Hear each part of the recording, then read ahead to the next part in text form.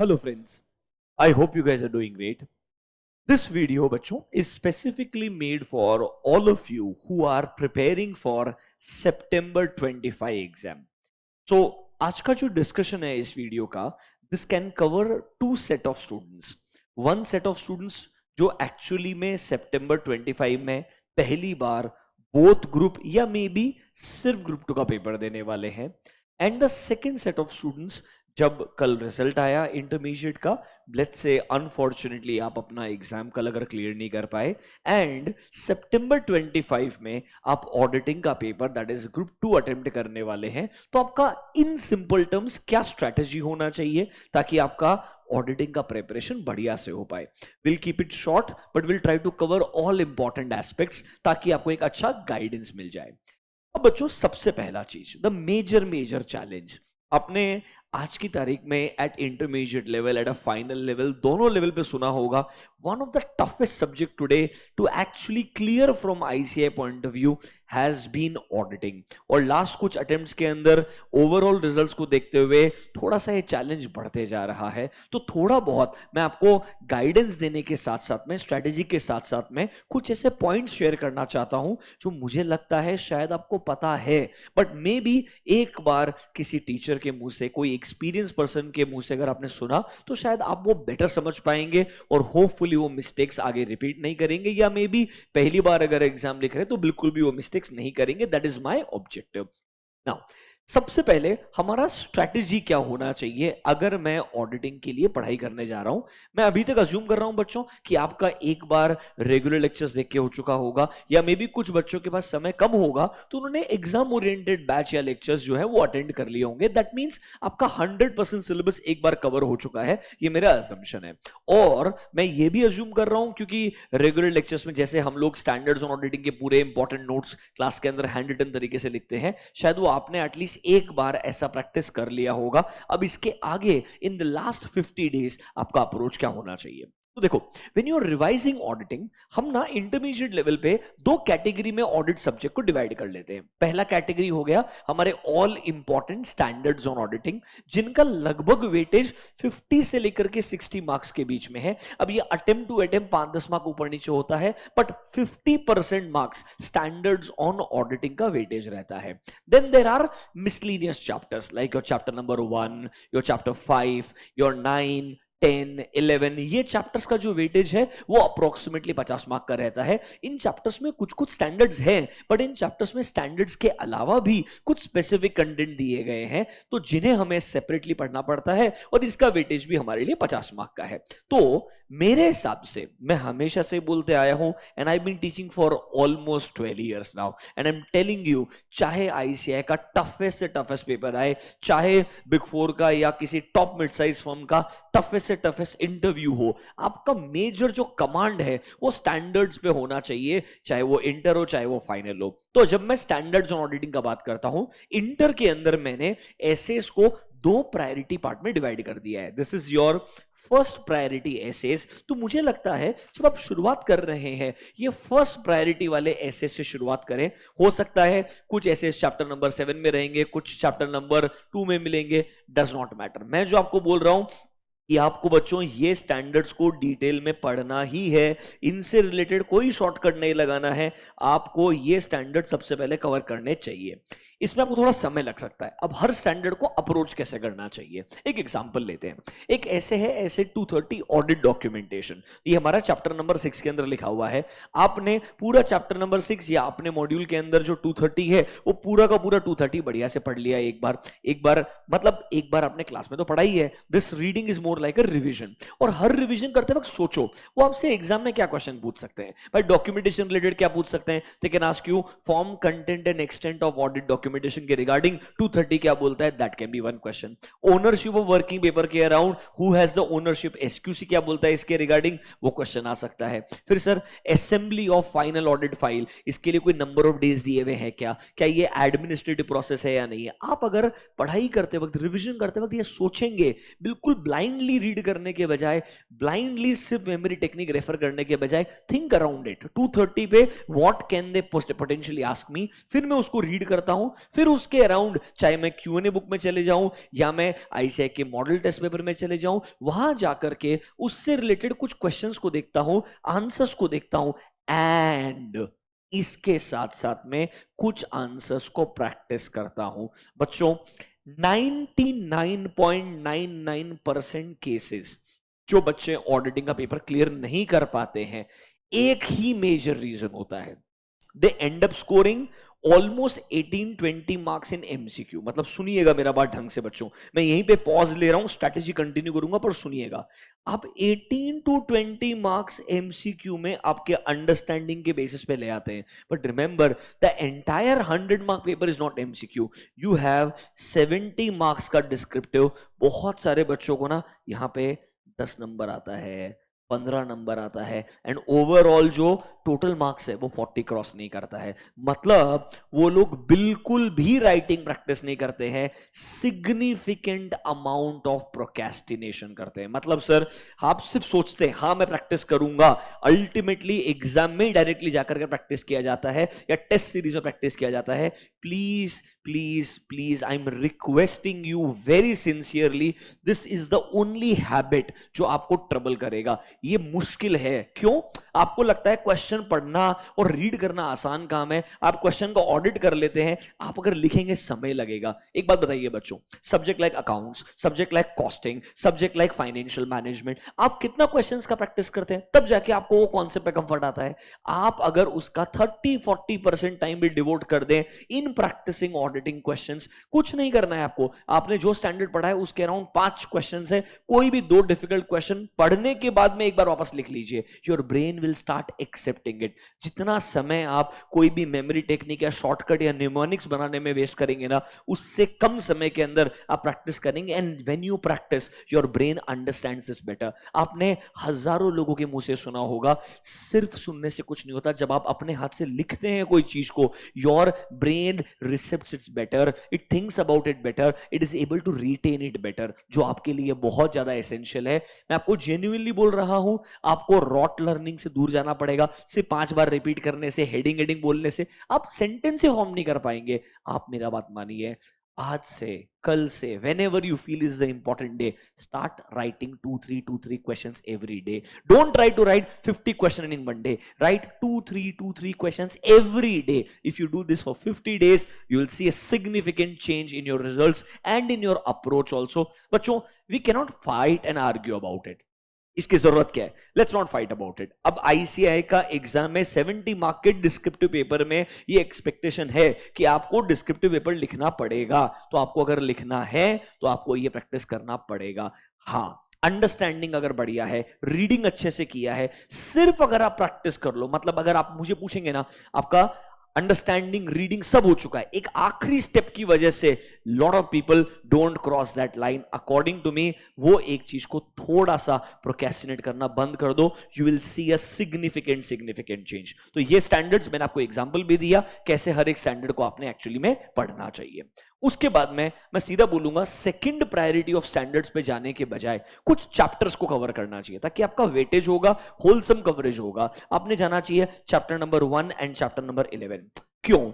दोनों का ना स्पेसिफिक आईसीआई ने वेटेज दिया है कि इन दोनों चैप्टर से क्वेश्चन आएंगे ही आएंगे। छोटे छोटे से चैप्टर है, सिंपल से चैप्टर 1 तो बहुत ही स्ट्रेट फॉरवर्ड है ऑनेस्टली। सिर्फ क्या है, वो जो टाइप्स ऑफ एंगेजमेंट स्टैंडर्ड्स है, your SAEs, SRS, SREs, what is your historical financial information का मतलब क्या है, रिव्यू ऑडिट में डिफरेंस क्या है। आप सोचो ना, वो मेरे से यहाँ पे ये क्वेश्चन पूछ सकता है, ये मेरे को रीड करना है, इसको मेरे को 2-3 क्वेश्चन प्रैक्टिस करने का है। चैप्टर 1 एंड 11 उड़ाइएगा, आपका बढ़िया खत्म, कॉन्फिडेंस आ जाएगा। उनके रिलेटेड जो स्टैंडर्ड्स है वो आपने ऊपर वैसे भी कर लिए होंगे। लाइक 11 के अंदर ना आपका 210 आता है, 220 आता है, एसक्यूसी आता है, ये आपको 11 में करने की जरूरत नहीं है, ये आपको पहले ही हो जाएगा। तो 11 का जो बचा हुआ मिसलेनियस टॉपिक्स है, your different types of threats to independence and all, वो आपने खत्म कर लेना चाहिए। तो आइडियली स्टैंडर्ड्स होने के बाद में गो टू चैप्टर 1 एंड 11।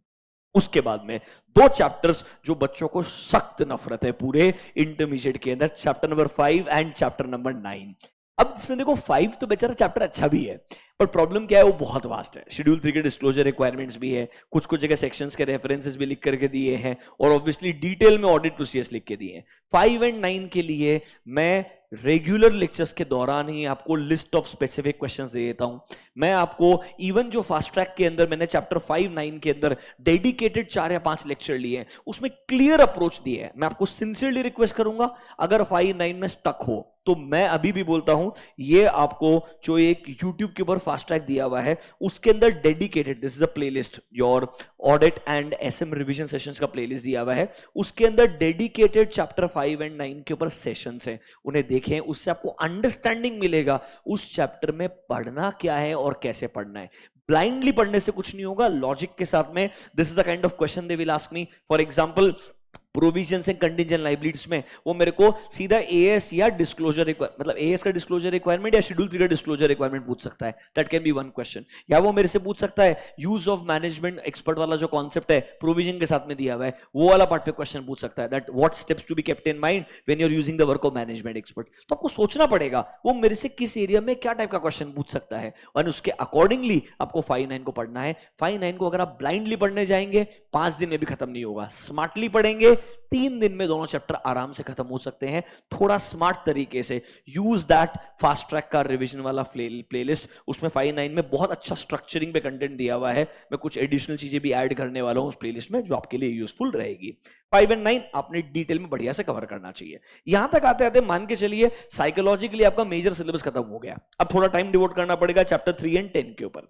अब बैंक ऑडिट रिलेटेड ना मैंने कुछ इंडिविजुअल सेशंस उसी प्लेलिस्ट में डाले हुए हैं, जहां पे ना एक डिटेल्ड कवरेज है कि भाई वो मेरे से अगर क्वेश्चन पूछे इन टर्म्स ऑफ कैलकुलेशन, जैसे ड्राइंग पावर कैलकुलेशन वाला क्वेश्चन आ सकता है, या मेरे से डायरेक्ट थियोरेटिकल क्वेश्चन पूछ सकते हैं एडवांसेस के regarding, how will you do audit of advances. तो ऐसे क्वेश्चंस जो है थोड़ा चैप्टर नंबर 10 में पूछते क्या है क्वेश्चंस, वो सोचें, फिर चैप्टर 10 को पढ़ें तो आपको थोड़ा सा बेटर अंडरस्टैंडिंग आएगा। सेम चैप्टर 3 में स्टैंडर्ड्स जो है 315 320 330 वो इतने इंपॉर्टेंट नहीं है, बट जो इंटरनल कंट्रोल्स है, ऑटोमेटेड एनवायरमेंट है, उसके भी सारे इंपॉर्टेंट क्वेश्चंस मैंने आइडेंटिफाई करके दिए हैं, एंड इस प्लेलिस्ट के अंदर कुछ एक्सक्लूसिव लेक्चर्स भी ऐड किए हुए हैं रिगार्डिंग दीज एरियाज, वो आपने डेफिनेटली कवर करना चाहिए।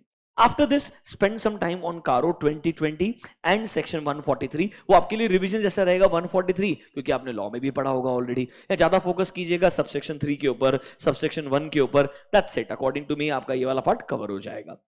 अब जब ये सब हो जाए तो आपके बचे हुए जो एसेज हैं, ये वास्ट हैं, 315 320 330, ये आप लास्ट में गो थ्रू कर सकते हैं, 710 लास्ट में पढ़ सकते हैं, 600 610 आप लास्ट में पढ़ सकते हैं, क्योंकि इन पे हर अटेम्प्ट में क्वेश्चन आएगा, गारंटी नहीं होता है, बट इतना पार्ट जो है आपका लॉजिकल सीक्वेंस मेरे हिसाब से अगर चलते रहा तो आपका धीरे धीरे फियर खत्म हो जाएगा। बच्चों सब्जेक्ट का प्रॉब्लम क्या है, ये इतना वास्ट है और आईसीआई में चैप्टर्स इतने अनस्ट्रक्चर्ड दिए हुए हैं, क्योंकि रैंडमली कोई भी स्टैंडर्ड के अंदर भी उन्होंने फिट किया हुआ है, उस वजह से बच्चों को समझता ही नहीं है मेरा सीक्वेंस क्या होना चाहिए। इसीलिए ये सीक्वेंस आपको बताया जा रहा है, इसीलिए क्लास में एक लॉजिकल सीक्वेंस से आपको हैंड रिटन नोट्स दिए जाते हैं, ताकि आपको ये दिक्कत नहीं आना चाहिए। अब अगर आपका एक डाउट है सर हम क्वेश्चंस कहां से प्रैक्टिस करें, आप किसी भी टीचर का क्यूएनए मॉड्यूल, मेरा या कोई भी टीचर का, रेस्पेक्टेड टीचर का क्यूएनए मॉड्यूल रेफर कर सकते हैं, या आईसीआई के मॉडल टेस्ट पेपर से उन्हें रेफर कर सकते हैं, आईसीआई के लेटेस्ट आरटीबी एमटीबी को रेफर कर सकते हैं, आपको बहुत अच्छे क्वेश्चंस मिलेंगे। It is not about how many questions I read, it is about how many questions you practice, क्योंकि प्रैक्टिस से आपका कॉन्फिडेंस बिल्ड होगा। समझिए, सिलेबस पूरा पढ़ना है, भले ही मैं क्वेश्चंस उससे रिलेटेड 30% ही प्रैक्टिस करूं, अगर मैं सिलेबस के इक्वल 100% क्वेश्चंस रीड भी कर लूं ना तो भी फायदा नहीं है। क्वेश्चंस रीड करने के बजाय ट्रस्ट मी, कम क्वेश्चंस प्रैक्टिस कर लो, सिलेबस पूरा पढ़ लो, that's it. Don't try to be like मैंने 100 क्वेश्चन प्रैक्टिस कर लिए, सॉरी 100 क्वेश्चंस रीड कर लिए। You should be like may be 30 questions practice कर लिए पर पूरा सिलेबस पढ़ लिया। सिलेबस पढ़ना फिर प्रैक्टिस करना, that should be the right combination according to me. तो आप इसको रेफर कर सकते हैं। अभी कुछ इंपॉर्टेंट चीजें, ये क्वेश्चंस मैंने during the last 5 minutes already आपको बताया है, 5-10 मिनट्स के अंदर वापस से एम्फसाइज करता हूं। नंबर 1, ये क्वेश्चन अपने आप से पूछना और आंसर मैं दे रहा हूं, क्या सिर्फ study material, notes, QnA book read करना काफी है? Is it enough? Absolutely no. Please please please बच्चों, मैं आपको एक डायरेक्ट बात बोलना चाहता हूं, समझिए मेरा बात। डिस्क्रिप्टिव आंसर्स लिखते वक्त ना चैलेंज क्या होता है, it's about your control over language. Now हमारा जो कंट्रोल ओवर लैंग्वेज है, ये हमारा स्कूलिंग डिटरमाइन करता है अप टू सम एक्सटेंट, हमारा आसपास का एनवायरनमेंट डिटरमाइन करता है कि हमारा लैंग्वेज कितना स्ट्रांग होगा। अब प्रॉब्लम ये है, हर किसी का लैंग्वेज सेम लेवल पे नहीं होता है। सम पीपल में have a strong command over language, वो मे बी रीड करेंगे लिखेंगे ऐसे के आंसर्स का एक्सपेक्टेशन मैच हो जाएगा। किसी के लिए शायद, let's say I come from Rajasthan का बैकग्राउंड, जहां पे मैंने लेट्स से राजस्थान बोर्ड के हिसाब से थोड़ा almost till class 8 I was in A Hindi medium school, जिस वजह से मेरा जो कमांड ओवर इंग्लिश था at that time was very very mediocre, was very very average. तो आपको उस केस में और ज्यादा प्रैक्टिस करना पड़ेगा, टेक्निकल वर्ड्स को समझ करके अंडरस्टैंड करके फिर सोचना पड़ेगा कहाँ यूज करना है, तब जाके आपका लैंग्वेज इंप्रूव होगा एंड तब जाकर के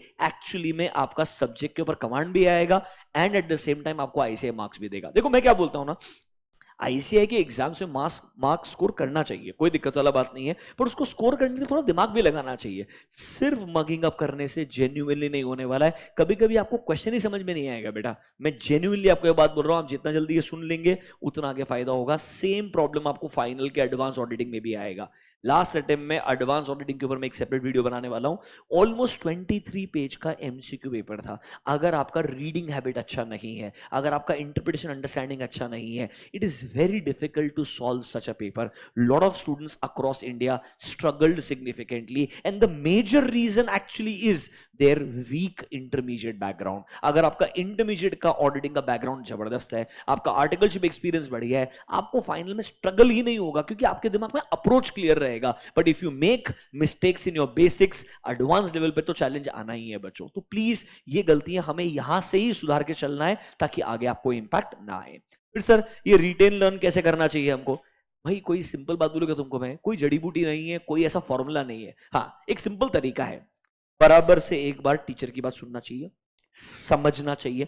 एक बार में समझ में नहीं आया, 2 बार सुनना चाहिए, फिर समझना चाहिए। समझने के बाद में खुद से 1 या 2 बार रीड करना चाहिए एंड उसके बाद में कुछ क्वेश्चंस को प्रैक्टिस करना चाहिए। अब आप बोलेंगे सर हमारे पास समय नहीं है। प्लीज अंडरस्टैंड, अगर आप ऑडिट जैसे सब्जेक्ट को समय नहीं देंगे तो ऑडिट आपको मार्क्स नहीं देगा and that is one of the reasons for a significant failure. If you do not give it time, it is very very tough. I am being blunt, direct and clear.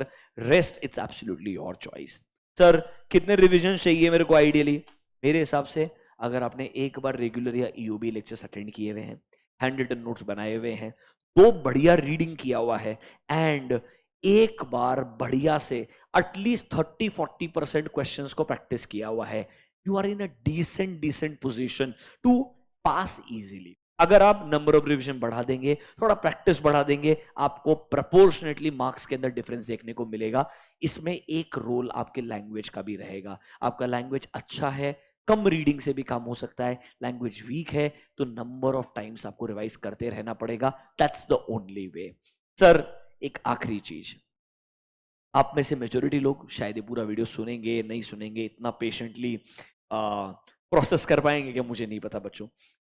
एक important aspect है life के अंदर, 99.99% times when we see any unfortunate result और we fail in something, मैं हमेशा जब भी बच्चों से मिलता हूं ना, एक ही बात बोलता हूं, तुम लाइफ में बहुत अच्छा कर रहे हो ना हमेशा से, फिर भी अपने दिमाग को ट्रेन करना है that I will one day face failure. चाहे वो एग्जाम में हो, चाहे वो आई ऑफिस के प्रोजेक्ट्स के अंदर हो, चाहे may be sometimes in personal life हो, आपको उस फेलियर को डील करने का तरीका आना चाहिए। And trust me, everyone internally knows why did they fail. सबको पता होता है, इस जस्ट दैट वो एक्सेप्ट नहीं कर पाते हैं। मेजॉरिटी केसेस में अगर आप थ्योरी सब्जेक्ट का बात करेंगे लाइक ऑडिटिंग एंड एसएम, एक ही कारण होता है, इंसान प्रोक्रेस्टिनेट करते रहता है। कल प्रैक्टिस करेंगे, 2 दिन बाद आंसर लिखेंगे, 3 दिन बाद आंसर लिखेंगे। एक सिंपल चीज सोचिए ना, मैं एक सिंपल सा बात बोलता हूं आपको, अगर एमसीक्यू में 30 में से आपके लिए 18 मार्क्स 20 मार्क्स स्कोर करना आसान है, दैट मींस आपके लिए 60 से 70% मार्क्स स्कोर करना आसान है। अगर यही पेपर पूरा 100 मार्क्स का होता तो आपके लिए शायद 60 मार्क्स ओवरऑल स्कोर करना आसान होता। बराबर है क्या? नहीं है। बट इट्स जस्ट दैट आप ना ये आइडियोलॉजी बचे हुए 70 डिस्क्रिप्टिव पे लगाने का ट्राई कर रहे हैं। आप ऑलरेडी कोई चीज में बढ़िया होकर के 60% पे हैं. इट्स जस्ट दैट बच्चे 70% के लिए आप कोई एफर्ट ही नहीं ले रहे हैं. And that is one of the only reason actually, अगर आप मुझे पूछेंगे, that there is a gap between what I say wants and what you are providing them. Stop procrastinating, start practising question every day. बचपन में बोलते थे 2 नए शब्द हर दिन सीखें, इससे आपका ओवरऑल वोकैबुलरी इंप्रूव होता है. Same everyday practice 2 3 questions in both auditing and strategic management. SM में तो एक और एडवांटेज आपके पास में, ज्यादा टेक्निकल लैंग्वेज है ही नहीं. It's very similar to your basic business and commerce language. Time devote करें. I will try to make a separate video on SM soon about it, but the practice part is common for both auditing and strategic management. बच्चों, अगर आपको कहीं पर भी struggle हो रहा है, मैं जेन्युइनली नहीं बोलूंगा कि आपने बैठ के सिर्फ लेक्चर्स देखने चाहिए. अगर आपने ऑलरेडी पढ़ाई कर लिया है, रिवीजन सेशंस की कोई जरूरत नहीं है आपको, आप सिंसियरली खुद से पढ़ सकते हैं. But if you feel stuck, there is a playlist जो इस वीडियो के लिंक के डिस्क्रिप्शन में भी एक लिंक दिया जाएगा, उसे आप गो थ्रू करें. ये अपना बहुत ही ज्यादा आपका loved playlist hai. It's been almost 1.5 year. People have been very showing significant amount of support to this playlist. इसमें सब कुछ covered है. Chapter 1, Chapter 11 का नया content भी add किया गया है. Bank audit detail में covered है. RTP MTP last time वाला covered है. अगला वाला RTP MTP भी add करने का try करेंगे. And कुछ additional चीजें आपके लिए, ताकि आपका ये playlist आपके लिए आने वाले exam में useful बना रहे. Only for the purpose of revision, it should be good enough. That's all from my side. Thank you. I'll see you tomorrow. In the next session. Thank you. Bye-bye.